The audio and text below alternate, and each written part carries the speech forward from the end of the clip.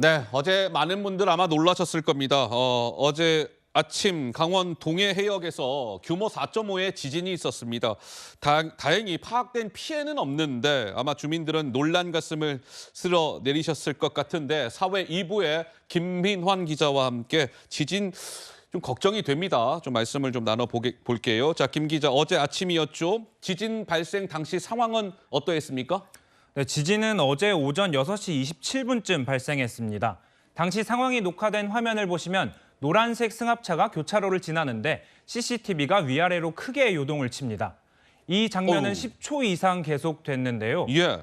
같은 시간 이곳에서 2km 정도 떨어진 주택가 골목 CCTV에서도 이른 아침이라 주민들은 거의 보이지 않지만 크게 흔들리고 있습니다. 이번 지진은 강원 동해시 북동쪽 52km 해역에서 발생했는데 규모 4.5의 지진이었습니다. 강한 흔들림을 느낀 주민들은 깜짝 놀라 잠에서 깨기도 했습니다. 옷장이 하나 있는데 거기가 거의 비어 있거든요. 그게 심하게 흔들리면서 침대도 같이 흔들리더라고요. 불안하죠. 우리 딸이 손자하고 둘이 내려왔는데 서울 있다가 이제 단위로 내려왔는데 오늘 올라가라 그랬어요. 겁이 나서. 그런데 이 올해 지진이 한두 번 발생한 게 아니지 않습니까? 네, 맞습니다. 올 들어 어제까지 동해 지역에서는 규모 2.0 미만의 미소 지진을 포함해 모두 55차례의 지진이 이어졌습니다.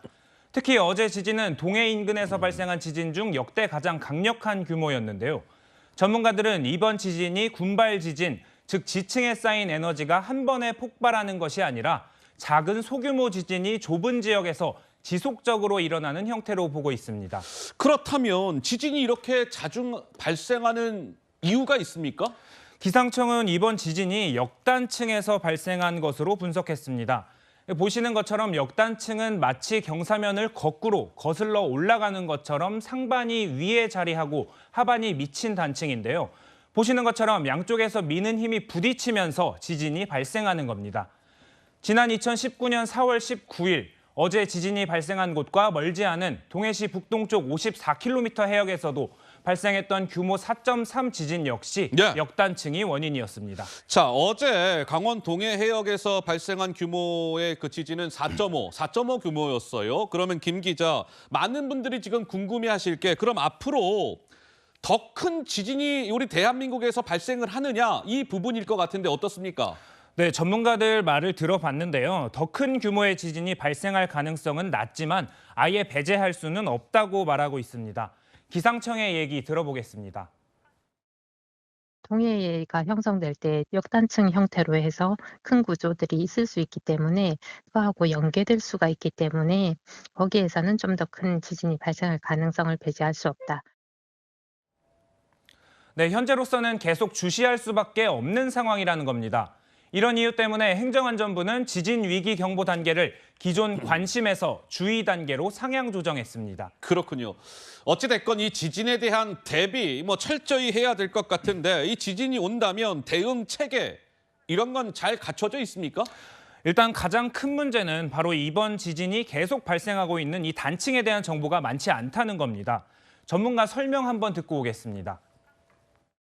단층에 대한 크기, 해당 단층 면에서 어느 정도 응력이 응축돼 있는지 정도를 알지 못하기 때문에 발생 가능한 최대 지진을 알지 못하게 되는 문제가 있습니다.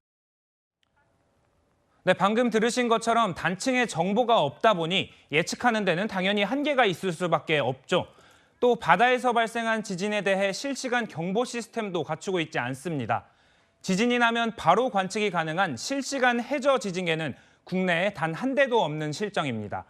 일본은 실시간 해저 지진계를 200개 정도 설치해 지진에 대비하고 있습니다.